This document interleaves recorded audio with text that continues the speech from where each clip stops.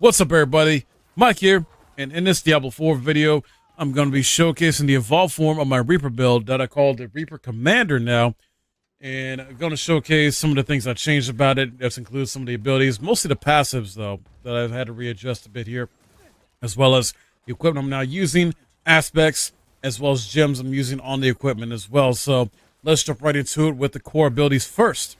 All right, kicking things off here with the basic skill, Reap. We are keeping this because this is what the build is centered around alongside the Sever core ability.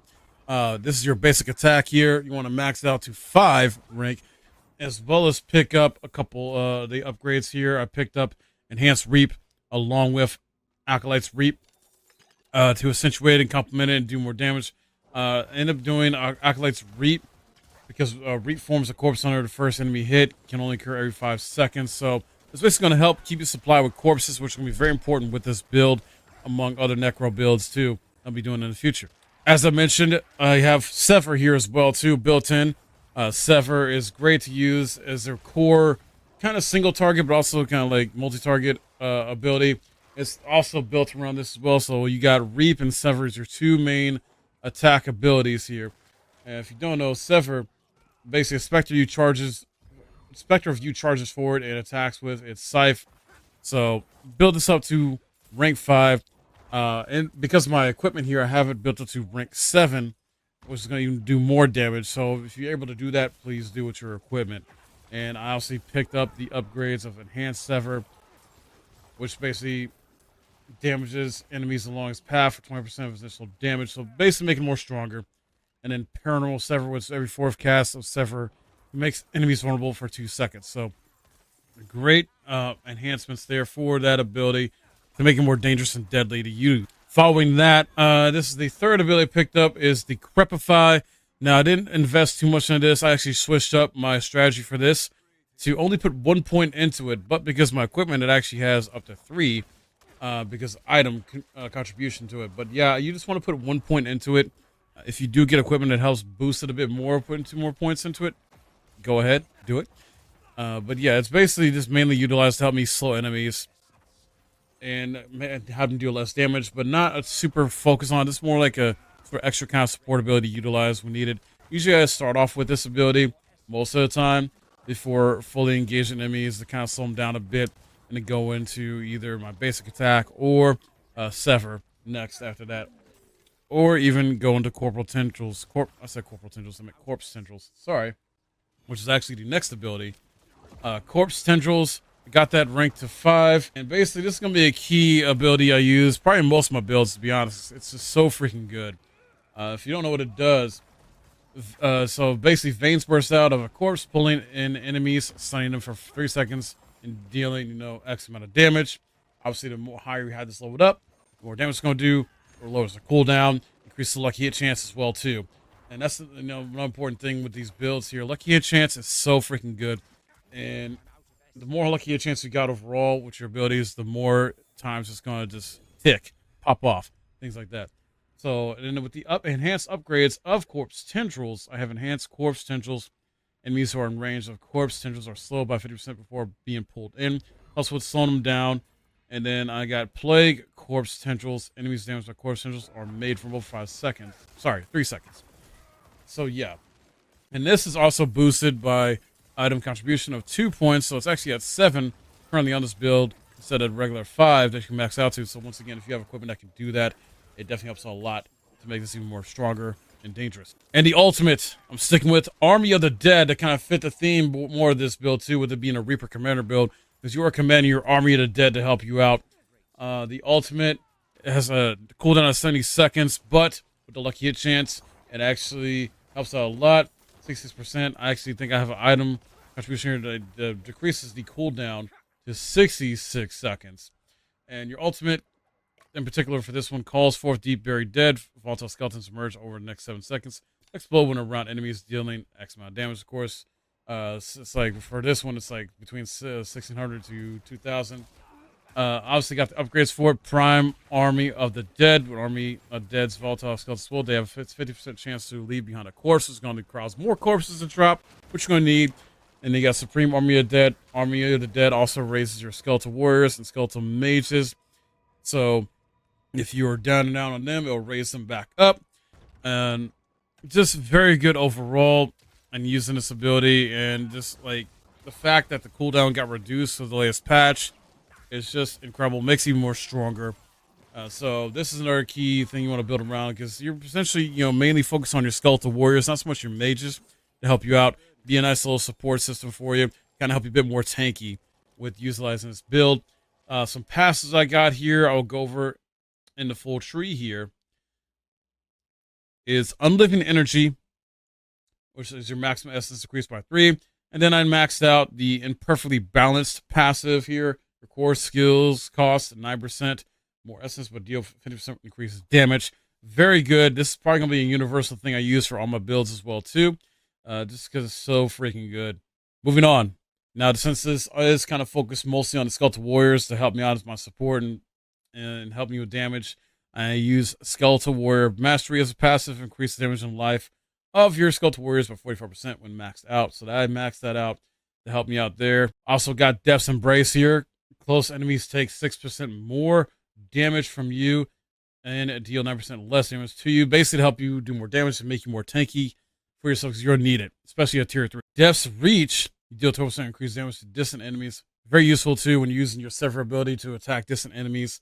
Help you a lot, as well as with the Corpse Tendrils and Decrepify, because you'll sometimes be attacking distant enemies with that stuff as well too. I can't forget though, I got to backpedal a bit here. So Grim Harvest, which also may become not necessarily a universal ability, but definitely become a thing on a lot of my builds here because it's so freaking good. Grim Harvest, consuming a corpse generates 6 essence. This is going to help with essence regeneration.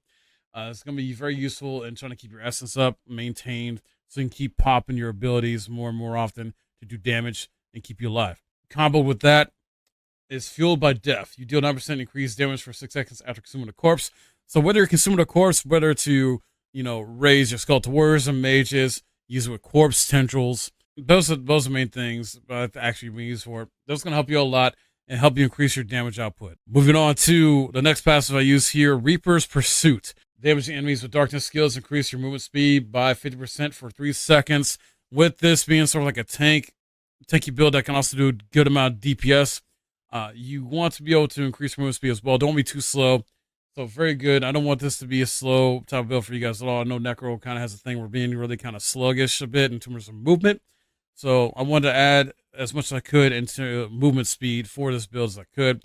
This being a great one here. And it makes sense. Also, Crippling Darkness, lucky hit. Darkness skills have up to 50% chance to stun for 3 seconds. Stun is very important for this build as well too. You want to keep the enemies stunned longer as much as possible. Keep stunning them. It's mostly stun, then slow is more important. So that's why I have the Corpse Tendrils in combination with this Crippling Darkness to help with a stun potency. Next up, Stand Alone. Increased damage reduction by 8%, reduced by 2% for each active minion. Once again, also helping be more tanky a bit with your minions being out. Nice combination or in tandem with what I talked about earlier, which I believe is Death's Embrace. So I would say have both of these on here. Now, obviously, if you're running a no minion build of some kind, then don't worry about Standalone. Then I also wanted to include Bonded and Essence here. Just 1 point into it. Didn't max it out. For every 5 seconds, your skeletal priest healing will heal your skeletons for additional 20% of their maximum life. Basically helping out your minions. I also want to add Death's Embrace here, which I did max out, which basically makes your minions more tanky. Take less damage, as you can see here. Of course, kept the key passive here, Kalin's Edict. After you have not taken damage in the last 2 seconds, your minions gain 50% attack speed. While you have at least 7 minions, this bonus is doubled. Fantastic key passive. Definitely fits the theme of this build too, as well, along with the ultimate ability as well. So yeah, that I believe is it for the abilities skill tree. Equipment is probably the most important thing to an in-game build, and you got to understand this is gonna be a long-term goal that even with level 50 plus builds, you may not be super specific on what you may get, but when it comes to level 70 plus builds, as I may do in the future, we'll get more specific then. So I want to first start off with the aspects of this and then go to the gems. Now, bear this in mind, you want to do your best to get legendary versions of the aspects, but if you can't, for a reason, then the Codex of Power versions will be fine. So A few of these are not part of the Codex of Power, though, namely the first one with the helm here I'm starting with, and that is Blood Getter's utility aspect, which adds, or not adds, more so increases your maximum number of skeletal warriors by 2. Reason being is, since this is a Reaper focused build and my skeletal warriors are Reaper skeletal warriors, I want to add more, protection there and support with my Reapers. You don't necessarily have to do this. You can always go for another option if you'd like, but I decided I wanted to add more to my undead army. Then for the chest piece here, I decided to get a looting aspect, which allows you becoming injured while crowd control grants you unstoppable 4 seconds. In effect, it has a 4-second cooldown, most cases with the base form. This form, I have a 30-second cooldown. And so if you can, get the best version of this as possible with 32 seconds, or I think I've even seen one for 20-second cooldown, which is freaking amazing, which I'm actually going to save for a level 70 plus build, unless I can find one better. But yeah, this is really good for survivability purposes, and having unstoppable even for 4 seconds is just amazing when you become injured. Next up here is the arms. And one thing I forgot to mention too is also you want to make sure you're getting equipment that is tailored to the Paragon and what you're going for, as well as if there's any equipment that gives you lucky hit up more chance, mainly the arms here. As you can see, I have a lucky hit up to 50% chance to slow. You're going to mainly get lucky hit with the arms, sometimes a weapon, and jewelry. But yeah, and this also increases attack speed as well too. This also has 2 points for my Sephir. So if you're able to get, any equipment that allows you to put 2 points in your like Sephir or corpse tendrils, even reap or even decrepify, if I can say that right. It's very helpful and useful too. With the legendary aspect with this one now, this is not part of the Codex of Power. As you can see here, I got this version here, deal 20% increased damage while you have a very active. This one is called Conceited Offensive Aspect, which you usually find off a gear piece that you collect, legendary gear piece, so to see you extract it and then move it on to another one. This currently, I believe, is the best one I have right now with the 24%. Very useful, especially in combination with this one coming up next year for the pants. As you can see here, I have the aspect of Protector, or at least a variation of the damage on elite enemy grants you a barrier absorbing up to 1680, specifically 10 seconds, and have every 30 seconds. So that's a nice combo with this one I decided to go with. So while I have that barrier active, I'm doing more damage. Because this is, as you can see here, more so a tanky build than anything, with the armor being 4,000, attack power being almost 3,000. So I want to do as much damage as I can while still being protected.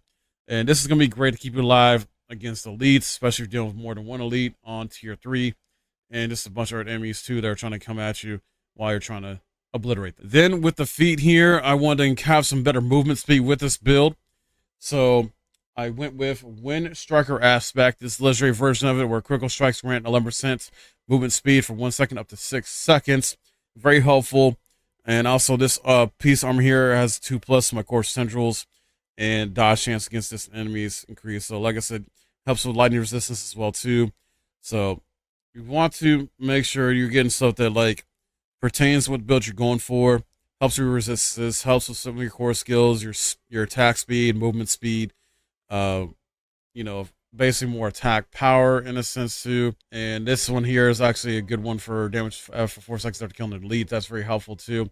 Helps with armor, damage reduction as well too is very key, and survivability with this as well. Didn't get everything I wanted to. You can always go to the enchantment part of the occultist and see if you get lucky to replace certain key stats on gear, but it is random, so you have the option to not replace it at all. Out of the 3 options you get, so just be careful about that. Be mindful of that as well. For the weapon, I decided to go with the Rapid Aspect, the legendary version here, which increases the basic skill attack speed, because doing a 2-handed scythe for this build, even to fit the theme, it's a slow weapon. So I wanted to increase the attack speed at least a little bit more, which it does help quite a bit here. And not only that, this gear helps with the ultimate skill damage and critical strike damage. Very good, and damage close to enemies as well too. Next, we got the jewelry here, the necklace or amulet part of the jewelry here, and I decided to go with an aspect of Grasping Veins. This is a legendary version of it where You gain 30% increased critical strike chance for 6 seconds when you cast Corpse Tendrils. You deal 90% bonus critical strike damage to enemies damaged by Corpse Tendrils. Very, very good, especially when Corpse Tendrils is essentially the third main ability we use in this build here, along with Reap and Sever. So usually you want to Corpse Tendrils and then go in Reap or Sever abilities, just doing a bunch of damage after that, do crit to just annihilate and melt enemies. And then for the rings, the aspect of reanimation, and this legendary version that your skeletons gain increased damage while alive up to 27% after 10 seconds while they're alive. So, if you keep your skeletons alive long enough, yeah, they'll get that bonus damage after 10 seconds. Certain situations I know that might be a little bit squishy, but that's the reason why also I wanted to increase my skeletal warriors by 2, so that way there's more that can, be attacking, hopefully stay alive. So this way, this, ticks more often. And then lastly, I decided to go with Unyielding Commander's aspect, which while Army of the Dead is active, your minions gain 88% attack speed and take 90% reduced damage. So really good when you use your ult to help you dish out more damage and help keep your minions alive and make yourself more powerful. Best use with the ult. You want to best use it on bosses and elites mainly. But if you're in a tough bind of not dealing with elites and you got other enemies to deal with that are annoying, it's always good to pop it as well for those times too. But mainly for elites and bosses though, every chance to get. And this is going to help you even be more stronger, powerful as a Reaper Commander for this build. I didn't forget though. We're going to go over the gems too. I got slotted in here because as you can see, I've got all the same type of gems for each of these rings and like necklace / amulet here. And that's the diamond. Reason being, as you can see here, it has the 6% resistance to all elements. I decided to go with that since I don't really deal with I don't really deal with too much poison overall. It's just certain enemies or areas in the game. So I decided to go with more so elements. I feel like I deal with that more than like poison or other things. It just depends where you're at. Same here. I went with diamond for this piece of armor for the headpiece, and that adds 4% barrier generation. Then I went with the emerald for the chest piece here. Adds thorns to it. Thorns are really good as a defensive buff as well as attack buff to basically attack enemies that attack you, do direct damage. And so wanted to do that. That's roughly 140 total. Now, if you want to add more, you could. Up to you. For example, if you want to get rid of this and add another thorns on there, go ahead. Sapphire is good if you want to add some damage reduction while fortified. When you have the barrier fortification type thing going on, this adds damage reduction to it, adds more survivability. Once again, if you want to swap this out for emerald for thorns, go ahead so you do more damage that way. That is a good option because I may end up doing that later on. Just to compare. Just have more thorns popping out at my enemies. And then lastly, for my weapon here, you probably saw earlier that I've plus 15% base skill damage. Each of these basically adding 30% more total. And that's because I added a topaz, 2 of them. Because since I mainly use my basic skill and sever and corpse tendrils, mostly those 3 main skills I'm using a lot, and of course my ultimate whenever I can pop that. I want to do more basic skill damage overall for this build, and with my attack speed increase as well, that means I'm going to do it even faster. So I figure why not? Let's dish out more damage to the basic skill. You're going to use this quite a bit as well with this build. So yeah, hopefully this is very helpful to you with this. And next up, we'll get into the Paragon. For the Paragon board here, which might seem confusing at first, it's not as hard as it seems like once you get used to it. But I decided to focus on mostly going to some willpower, intelligence, and dexterity to basically increase my damage output. Most part here, I picked up the rare node here, Prime, and then moved along here, unlocked a glyph socket here, decided to put in Slayer here. For the time being, for now, this will change as I go along, just because I didn't unlock probably will fit this build even better here. Let me go to it here. Possibly Territorial would be a good option for this build. Another good one you can do for this build would be Exploit, since this is doing a lot of vulnerability to targets here. And increase the damage for that as well. Darkness could be another great option here as well, too. You can go into 235 willpower purchase when in range. You deal plus 2% increased shadow damage, since shadow damage is a key factor in this build as well. If you want to maybe focus more on the skeletal warriors or your minions, you can go into Corporal. As you can see here, it helps increase the damage that your minions put out. Or since there is corpse tendrils and decrepify that is used to control enemies, there's also this option of control. So many ways you can go with this as far as the rare glyphs, but yeah, options here. I just wonder if I could use right now for the time being with this build to help it out. Went up to knowledge as well as a rare node, increase my damage even further with the use of intelligence. So one thing too, you get a bonus as well with these, or you do another 10% damage. You meet the requirement, like willpower here is 170, and then back here in case you miss it, willpower being 160 there. And the next board I decided to go with is the Flesh Eater. Should be called Flesh Eater. It's a legendary node. I picked that up, and also added in here the Wisdom glyph here, where the basically every 5 intelligence, person in range get basically a certain amount of increased damage. For the time being, as I said, still test things out, but for the time being, this has helped me out a lot with what I'm doing here. I also got the rare node targeted to help me do damage against elites. Obviously, my dexterity is short by about 10 here, so I don't get the bonus yet. Still working on that.